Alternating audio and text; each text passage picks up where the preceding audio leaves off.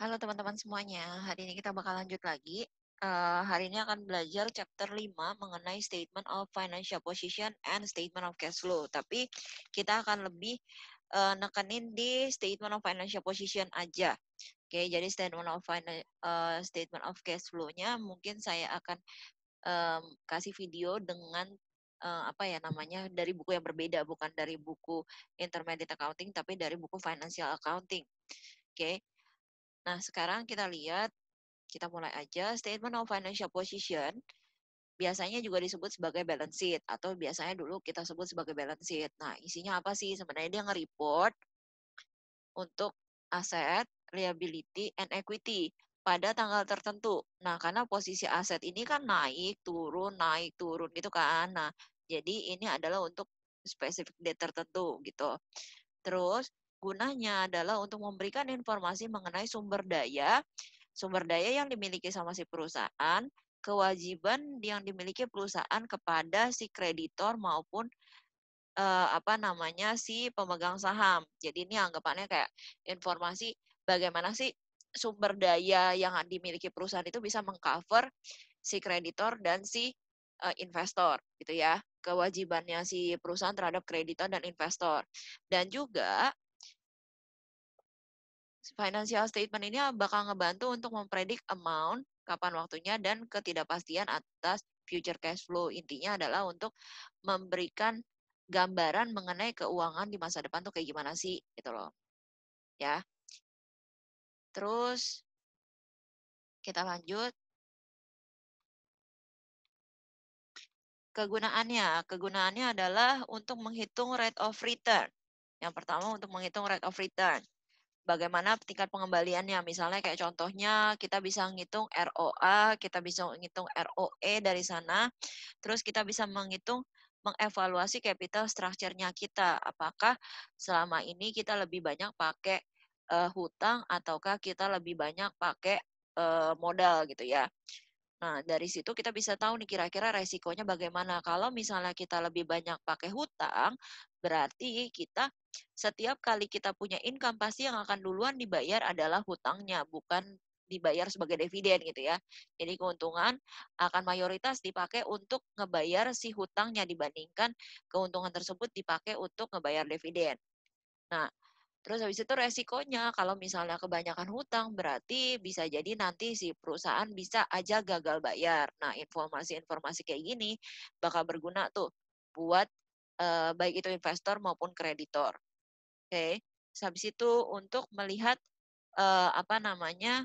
Resiko atas future cash flow. Apakah nanti ke depannya future cash flow kita kayak gimana nih? Misalnya contohnya penjualan kita mayoritas pakai AR dan nilai AR kita tuh gede banget. Nah, berarti bisa nggak ya kemungkinan nanti ternyata AR kita ini tidak bisa kita convert menjadi cash, itu kan ada kemungkinan. Nah, kita bisa nunjukin resiko apa, bisa melihat resikonya dari situ. Terus, juga kita bisa ngelihat masalah resiko nanti gagal bayar dan lain sebagainya. Oke, dan juga ngomongin kalau misalnya risk sama future cash flow, kita bakal bisa ngelihat kalau misalnya ternyata kita banyak hutang, berarti nanti mungkin aja cash flow kita akan terkuras habis untuk ngebayar si payable-nya gitu ya.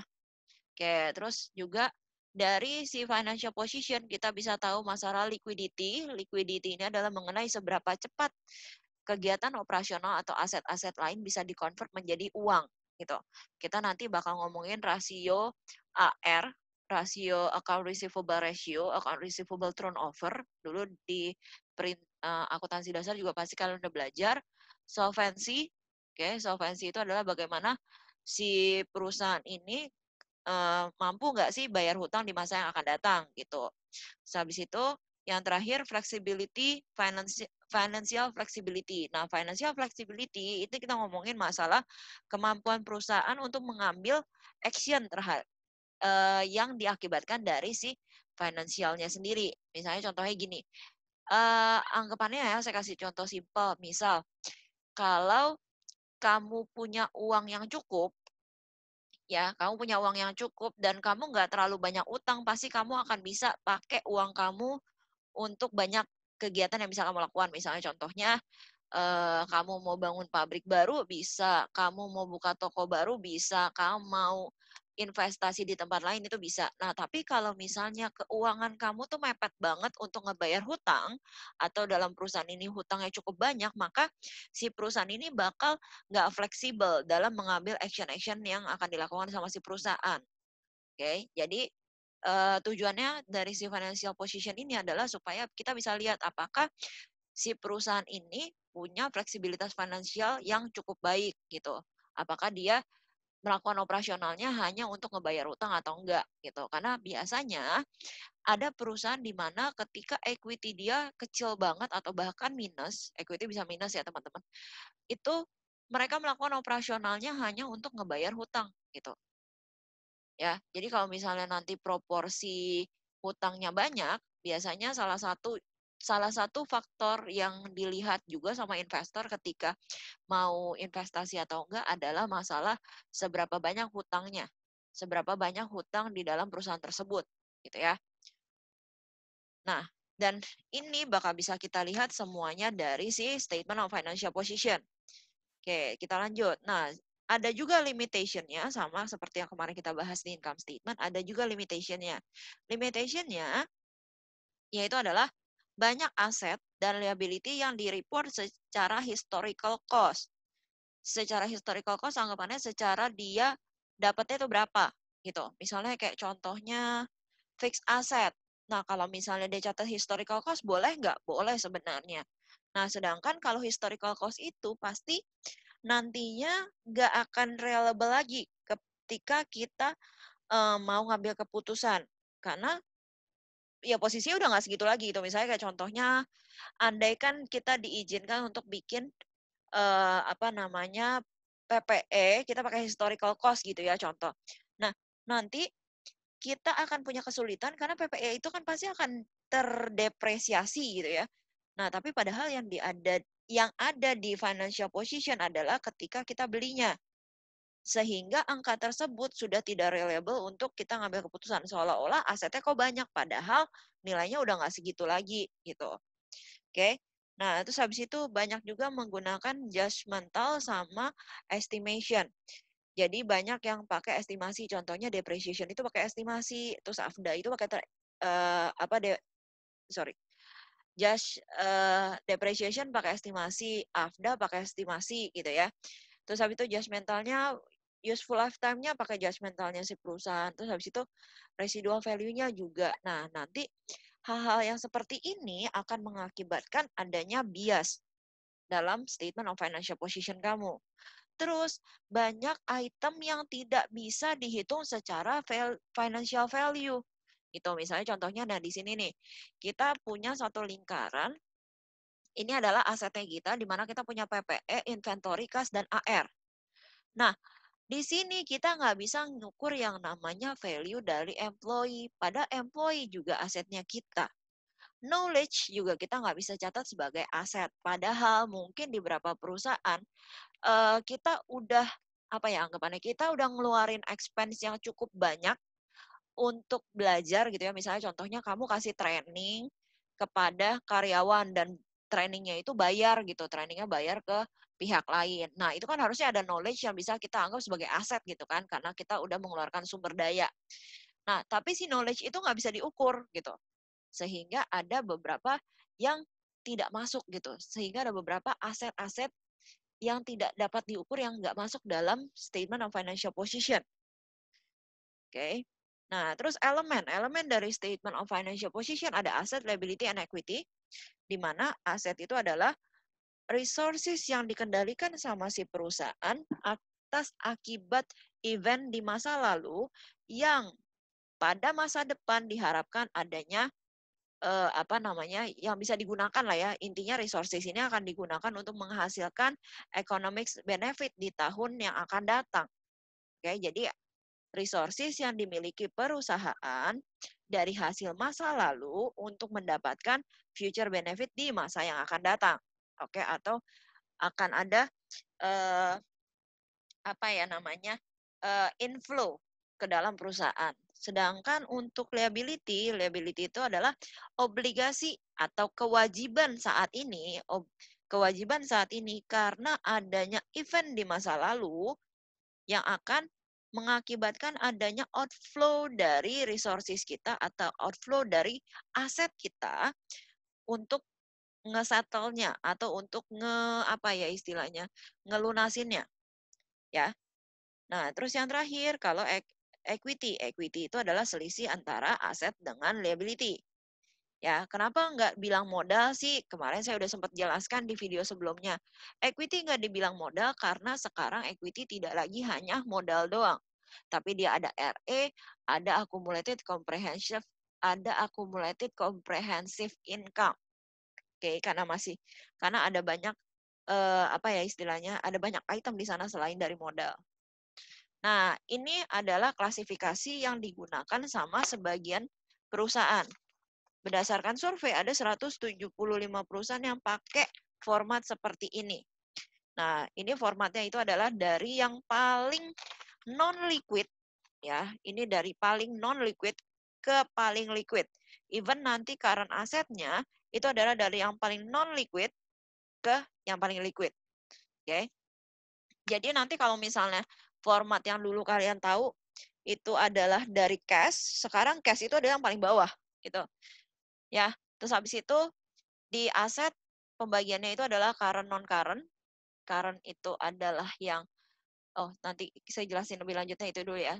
Jadi kalau misalnya kalian bisa lihat di sini ada non current, di sini ada current. Nah, ini aset mah biasa lah ya, aset kan berdiri sendiri. Terus equity liability biasanya kita lebih kenal dengan liability and equity. Kenapa? Karena di sini equity-nya duluan, baru liability. Sama, liability juga akan non current dan current ya. Oke, kita lanjut ke next part. Oke, non current asset generally cost dari ini. Oke, wait, cepetan. Pertama itu adalah non-current asset. Non-current asset itu adalah aset yang bisa digunakan lebih dari 12 bulan atau lebih dari satu periode akuntansi, ya. Nah, biasanya terdiri atas apa? Terdiri atas long-term investment, property plant equipment, intangible asset, other asset, ya. Ini adalah yang apa namanya masuk ke non current asset. Nanti kita lihat masing-masing itu apa aja sih.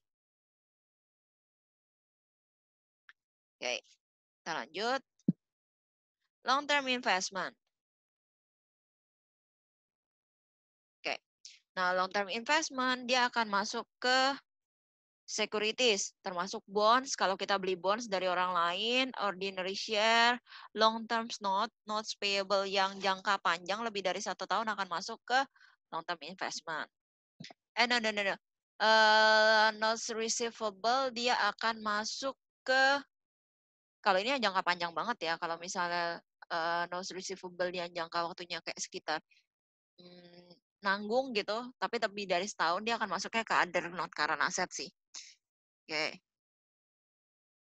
Terus habis itu atau tangible asset lainnya yang saat ini tidak digunakan untuk operasional. Contoh, kamu beli mesin, tapi mesinnya nggak kamu pakai. Terus kamu beli gedung, gedungnya masih kosong, nggak kamu pakai. Itu silahkan masukkan ke long term investment. Di sini dikasih contoh land held for speculation.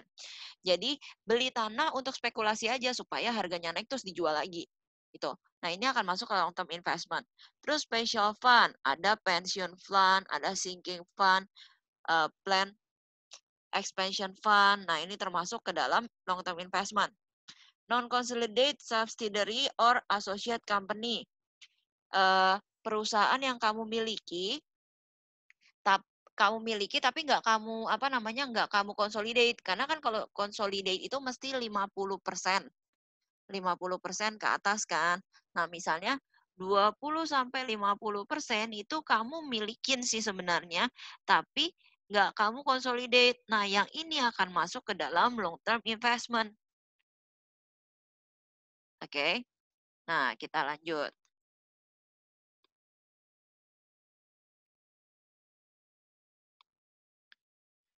Nah, untuk investment ada beberapa nih, ada beberapa kategori. Ada kategori held for collection. Kalau held for collection, dia tipenya pasti debt ya. Kalau held for collection ini pasti bonds. Valuation-nya pakai amortized cost dan classification-nya bisa current, bisa non current.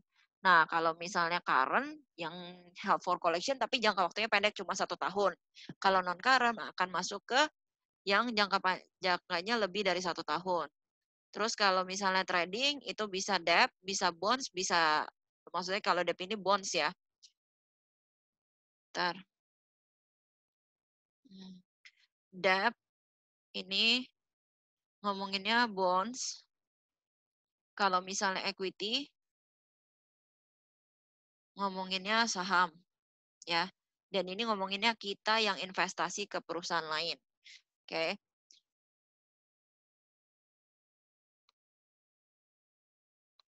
Nah, untuk trading, trading dia bisa debt, bisa equity, dia dinilai dengan fair value, masukinnya ke current udah pasti karena trading. Kalau trading itu kan nggak mungkin lama-lama gitu ya. Terus kalau misalnya non trading, itu biasanya bisa di equity aja ya, atau tipenya equity aja. Terus habis itu valuation-nya pakai fair value juga. Nah, dia sama, bisa di current, bisa non current, tergantung dari waktunya. Kalau current itu adalah yang kurang dari 1 tahun, kalau non current adalah yang lebih dari 1 tahun. Oke, contohnya di sini ada contoh pembuatan laporannya.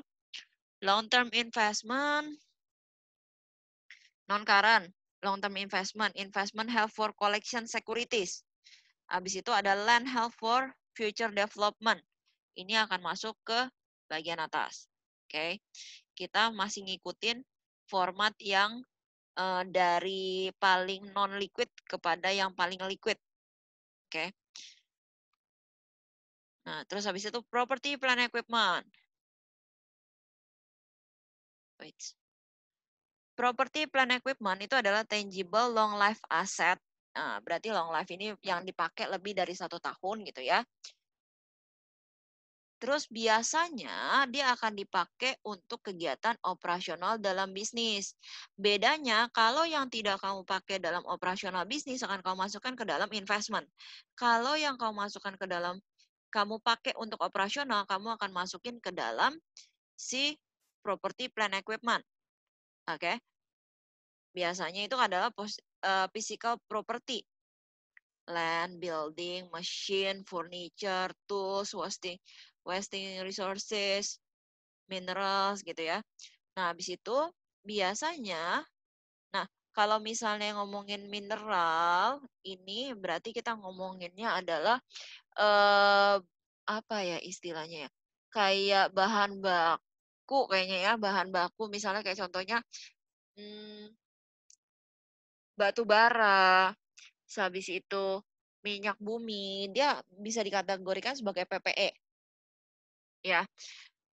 Oke, dan dia akan dihitung secara depreciation untuk fixed asset dan depreciation untuk yang sumber daya alam kayak misalnya mineral, batu bara, terus habis itu tadi apa namanya gas bumi, mereka akan pakainya depreciation ya. Terus kecuali si tanah doang dia tidak akan ada depreciation atau depreciation. Oke, deple itu adalah untuk yang sumber daya alam. Kalau depre itu adalah untuk yang physical property, kayak misalnya mesin, equipment dan lain sebagainya. Ya, dia pasti dinilai uh, mengurangi si accumulated-nya. Oke, kita lihat contohnya. Di sini ada contohnya. Nah, land sendiri, tapi building akan less sama si accumulated depreciation-nya. Oke. Intangible asset. Nah, intangible asset itu adalah dia nggak punya physical substance-nya, dia nggak punya bentuk fisiknya, tapi dia punya kegunaan. Contohnya itu adalah paten, copyright, franchise, goodwill, trademark, trade name, customer list, itu semuanya adalah intangible asset. Aset yang dimiliki sama perusahaan tapi nggak berwujud gitu, tapi bermanfaat untuk perusahaan. Contohnya paten. Kalau sekarang kan kita lagi negara kita lagi heboh sama si vaksinnya COVID ya. Nah, biasanya pas vaksinnya COVID itu kan katanya si yang sekarang lagi diuji coba itu kan sebenarnya punyanya Cina kan, Cina kerjasama sama Indonesia. Nah, nanti patennya pasti punya Cina juga gitu. Jadi nanti kalau misalnya andaikan kita mau bilang itu punya Indonesia, pure punya Indonesia nggak bisa karena itu juga punyanya Cina gitu dan Cina pasti udah ngepatenin itu gitu. Oke. Dan biasanya intangible asset ini bakal dinilai plus amortize-nya. Oke, diamortisasi. Terus dia juga akan dihitung impairment-nya. Apakah si intangible asset ini mengalami impairment atau enggak. Nanti khusus intangible asset kita akan belajar lagi chapter baru dan kemungkinan nanti setelah ujian kali ya. Oke. Untuk intangible asset, nah dia akan seperti ini. Oke, ada capitalized development cost.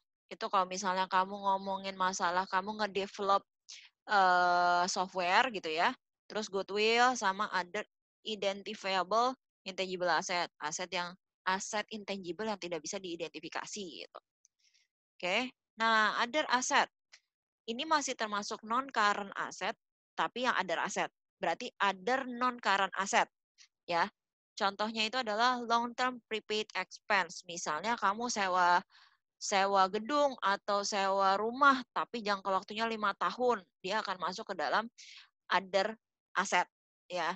Terus non current liability, contohnya itu adalah non current receivable. Non current receivable contohnya apa ya namanya? Notes receivable tapi yang jangka waktunya nggak terlalu panjang gitu. Terus asset in special fund. Oke, ini juga akan masuk property held for sale. Jadi udah dia nggak kamu keep lagi. Kalau kamu keep terus nggak kamu pakai buat operasional kan masuknya investasi. Kalau kamu pakai untuk operasional kan masuknya PPE. Nah, ini adalah properti yang udah nggak kamu pakai untuk operasional tapi juga kamu nggak niat lagi untuk nyimpen gitu loh. Kamu siap untuk jual. Nah, tapi mungkin jualnya belum secepat itu karena yang namanya jual properti kan nggak mungkin cepat ya nggak sih guys? Sehingga mungkin rencananya tahun depan. Nah, masih masuk ke under non current asset. Restricted cash and securities. Nah, ini adalah kas atau saham yang sengaja kamu pisahkan atau sengaja kamu cadangkan ya. Oke, nah sekarang current asset. Current asset ada inventory, ada prepaid, ada receivable, short term investment, cash and equivalent cash. Kalau inventory biasanya dinilai berdasarkan lower of cost or net realizable value. Nah, ini bakal kita pelajari nanti. Jadi intinya bakal dilihat apakah lebih kecil si cost-nya atau net realizable value-nya. Kalau prepaid pasti at cost, kau bayarnya berapa? Receivable estimate amount to collect. Kenapa amount to collect? Karena nanti kita akan ngurangin sama si AFDA-nya. Ya, receivable itu pasti ditemanin sama si AFDA. Terus kalau short term investment, generally pasti dia pakai fair value. Cash and equivalent cash juga pakai fair value. Oke. Nah, untuk disclosure-nya, untuk pengungkapannya, biasanya di inventory pasti bakal dikasih tahu basic valuation-nya, basic penilaiannya itu apa? Apakah dia lower cost or net realizable value gitu. Tapi cuma ada satu pilihan sih. Lower cost or net realizable value biasanya pasti perusahaan pakai ini. Terus yang kedua adalah cost flow assumption. Nah, nanti ngomongin masalah bagaimana dia bakal dimasukin ke dalam COGS. Apakah dia akan pakai FIFO atau dia pakai average. Dan di sini tidak ada LIFO ya teman-teman, karena ada IFRS tidak mengenal LIFO. Oke. Nah, ini inventory AR. Oke, ini AR udah saya jelaskan tadi. Kalau AR itu pasti nanti akan dihitung juga berdasarkan AFDA-nya. Net berapa yang akan terkolek. Nah, biasanya dia ada antisipasi loss due the collectible. Ini ngomongin masalah AFDA. AFDA. Perusahaan itu harus bisa menentuin kira-kira berapa sih yang bakal berhasil di-collect, misalnya kayak cuma 80% atau 90%. Nah, biasanya di disclosure, di catatan atas laporan keuangan ini harus dikasih tahu. Berapa sih yang dicadangkan sama si perusahaan untuk tidak apa ya istilahnya, tidak terkolek atau tidak tertagih gitu. Nah, habis itu amount and nature of any non-trade receivable. Nah, nanti juga dijelasin masalah gimana untuk yang non-trade receivable. Itu untuk disclosure ya teman-teman, untuk di catatan atas laporan keuangannya. Nah, terus juga dijelasin apakah ada dari receivable yang digunakan untuk kolateral atau untuk jaminan. Misalnya contohnya kau pinjam uang di bank, terus ada receivable kamu yang kamu jadikan jaminan. Nah, kalau ada berarti kamu harus di disclose juga, harus diungkapkan juga dalam catatan atas laporan keuangan. Oke.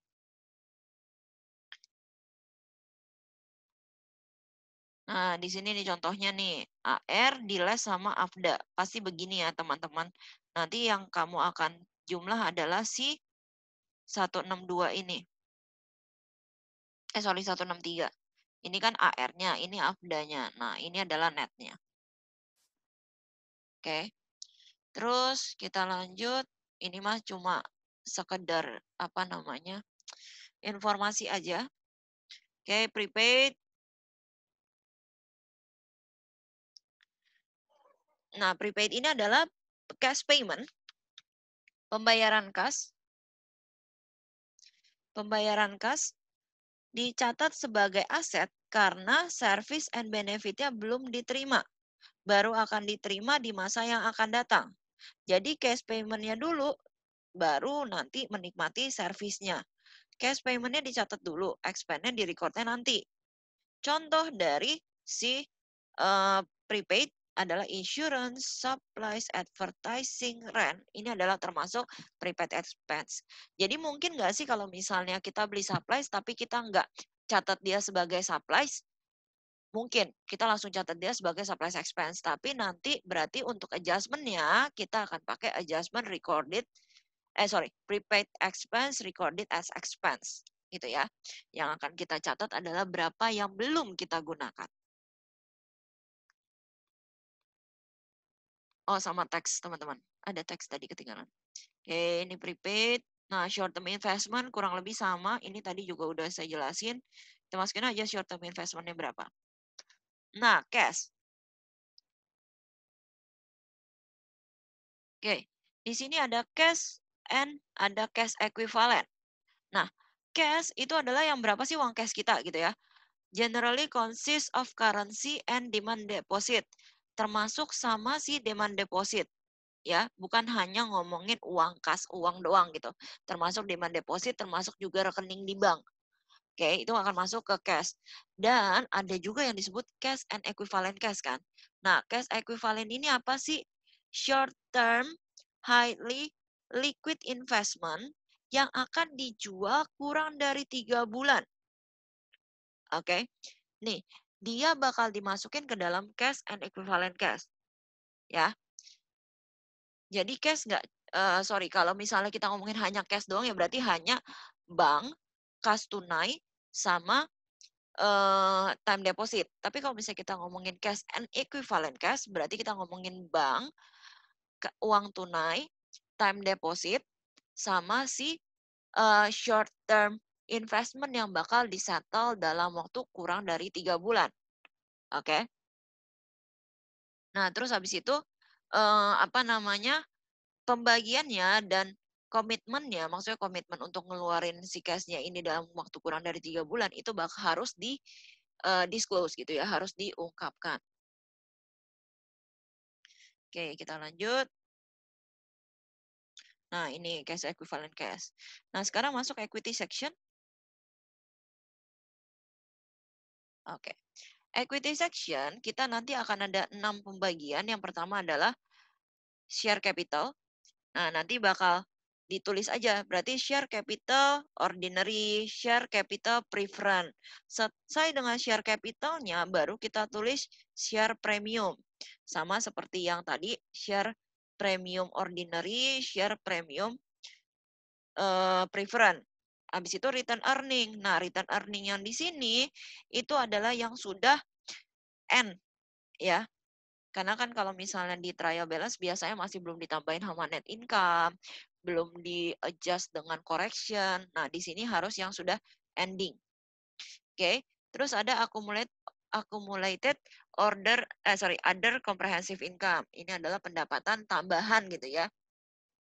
Ada treasury share. Ini saham kita yang kita beli lagi. Terus ada non-controlling interest. Oke, minor interest. Ini juga akan kita masukin ke dalam section dari equity. Oke, kita coba lihat contohnya. Nah, di sini teman-teman. Ini yang seperti tadi saya bilang. Oke. Ini yang tadi saya bilang nih. Capitalnya dulu baru premiumnya.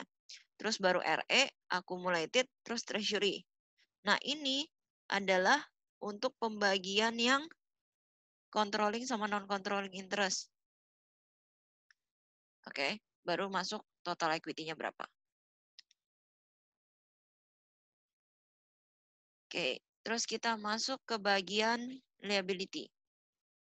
Tadi aset udah, equity udah, non-current liability. Oke, non-current liability itu adalah bentar teman-teman. Oke, non-current liability itu adalah kewajiban dari si perusahaan yang bakal disettle dalam waktu lebih dari 1 tahun ya, itu lebih dari 1 tahun. Contohnya yang itu mungkin terjadi karena adanya specific situation. Oke, misalnya contoh dia minjem uang untuk buka cabang baru gitu ya, atau dia dia minjem untuk project tertentu. Nah, itu specific funding situation. Misalnya biasanya lebih ke bank sih. Nah, atau kewajiban yang terjadi karena ordinary operation, kegiatan sehari-hari, tapi di mana itu settle-nya itu pasti lebih dari 1 tahun. Misalnya contoh notes payable. Nah, kalau misalnya special financial situation biasa lebih ngomongin ke bank payable. Kalau misalnya yang nomor 2 itu lebih ngomongin ke apa? eh yang pertama itu bisa bank payable, bisa bonds juga, tapi bonds lebih ketiga sih karena ada waktu tertentu gitu ya. Sama si kalau ordinary itu notes. Kalau ketiga obligasi depend on the accruance non-accruance for one or more future event to confirm that amount payable or the penalty on the date payable. Nah, ini lebih ngomongin kapan ngebayarnya. Wait sebentar, saya coba pahamin dulu kalimat ini ya. Oke, jadi ada juga kewajiban yang tergantung apakah ada atau tidaknya kejadian di masa yang akan datang untuk menentukan berapa jumlah pembayaran atau siapa yang harus dibayar pada masa yang akan datang gitu ya, pada tanggal pembayaran. Mungkin contohnya lebih ke bonds payable kali ya, berapa yang harus dibayar, habis itu kapan tanggal pembayarannya dan apa namanya jumlah amount yang bakal dibayar. Tapi nanti coba saya cari tahu lebih lanjut mengenai ini. Nanti mungkin kita akan diskusikan ini di forum ya teman-teman. Oke, nah ini adalah non-current liability. Bonds liability due Januari 2028, padahal sekarang baru 2019 gitu ya. Provision related, oke. Maksudnya ini teman-teman, saya baru nggak. Ini adalah ngomongin masalah pensiun. Ya, ini ngomongin masalah pensiun. Karena gini, kalau misalnya pensiun, dana pensiun itu kan tunggu nanti orangnya udah tua gitu. Dan kita juga nggak tahu berapa uang yang harus kita bayarkan kepada dia dan siapa yang harus kita bayar gitu pada pada tanggal tertentu. Kapan tanggalnya pun kita nggak bisa tahu. Yang pasti kita hanya ngambil yang namanya pensiun fund gitu. Nah, pensiun fund ini nanti kita harus bayarkan ke seseorang. Nah, seseorang ini nggak tahu siapa. Jadi, untuk yang nomor 3 lebih ke pensiun fund ya teman-teman ya. Pensiun liability atau pensiun obligation gitu ya. Nah, kalau satu tadi saya udah bilang itu mengenai bank payable atau bonds payable. Yang kedua lebih kepada notes payable. Yang ketiga itu adalah lebih kepada pensiun. Sorry, tadi saya nggak nggak sekarang saya udah. Nah, tapi nanti kalau misalnya masih mau ditanya lagi silahkan. Oke, nah ini contohnya teman-teman. Terus ada mengenai provision, nah ini provision related to pensiun. Nah ini yang ngomongin tadi, poin ketiga tadi. Oke, terus current liability. Current liability itu yang akan dibayar dalam waktu 1 tahun, ya kan, atau satu operating cycle. Biasanya karena ngebeli barang atau jasa, habis itu karena collection receive in advance. Nah, ini kan karena kita ngebeli ya. Misalnya kayak kita ngebeli supplies, kita ngebeli material, kita ngebeli apa namanya? Kita ngebayar untuk kita ngebayar untuk tax. Nah, tax yang belum kita bayarkan gitu kan. Itu kan terkait sama service. Nah, kalau misalnya nomor 2 itu terkait dengan unearned unearned revenue, di mana kita receive advance for delivering goods or performance of services. Nah, di sini ngomonginnya unearned unearned revenue. Oke.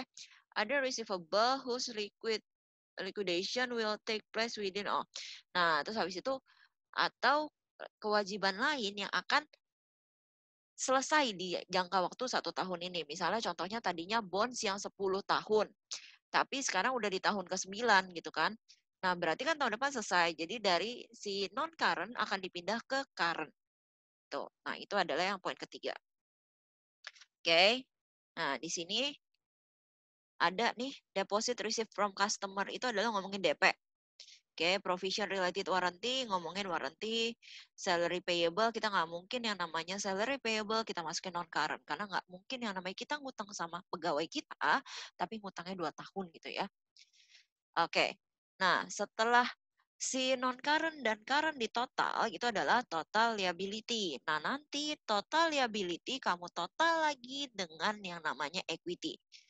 Oke, nah, ini yang paling penting teman-teman. Sebenarnya IFRS itu tidak pernah menentukan format seperti apa untuk statement of financial position. Oke, biasanya akan ada 2 contoh. Jadi maksudnya nggak ada tuh istilahnya sebenarnya harus banget dari yang paling non-liquid kepada yang paling liquid. Sebenarnya nggak ada. Itu hanya beberapa perusahaan yang pengennya kayak gitu. Dan itu dijadiin trademark. Karena mungkin mereka adalah negara di mana paling pertama menggunakan IFRS gitu ya. Nah, yang ada si IFRS cuma bilang sebenarnya secara generalis, secara umum statement of financial position itu cuma mungkin 2 bentuk gitu loh. Yang satu aset di sebelah kiri, equity dan liability di sebelah kanan gitu ya. Jadi kayak 2 kubu gitu loh yang contohnya kayak gini. Aset, liability, and equity. Oke, yang kayak gitu. Nah, ini yang form pertama ya. Terus yang kedua itu adalah yang gini. Aset, liability, equity. Jadi dia jadi satu format lurus ke bawah gini. Oke, ada 2 bentuk gitu doang. Ya. Nah, tapi masalah akunnya mau yang mana dulu sebenarnya IFRS tidak terlalu ngatur sih. Report form, nah kayak gini nih. Nah, ini yang report form teman-teman. Account form sama report form. Nah, account form yang tadi yang bentuk T, report form yang panjang. Nah, ini adalah report form. Terus yang account form yang tadi saya bilang, yang wait, nah ini account form, set, liability, equity. Ini adalah yang account form. Oke. Nah, untuk next part itu adalah si cash flow. Nah, cash flow tidak akan saya bahas terlalu banyak dan juga untuk yang apa namanya part paling belakang dari chapter ini adalah rasio. Rasio juga sudah saya jelaskan sebelumnya. Nanti mungkin untuk teman-teman silahkan dipelajari lagi yang apa namanya istilahnya, yang kemarin-kemarin saya sudah bikinkan videonya. Kalau misalnya andaikan ternyata sudah hilang videonya, nanti saya coba untuk upload ulang ya. Kalau misalnya ada yang kira-kira membutuhkan juga akan saya upload ulang. Tapi untuk statement of financial position hanya akan sampai di sini dulu ya teman-teman. Jadi eh apa namanya? Oke, sudah kita sudahi di sini dulu aja. Saya juga udah agak bingung mau ngomong apa. Oke, terima kasih teman-teman.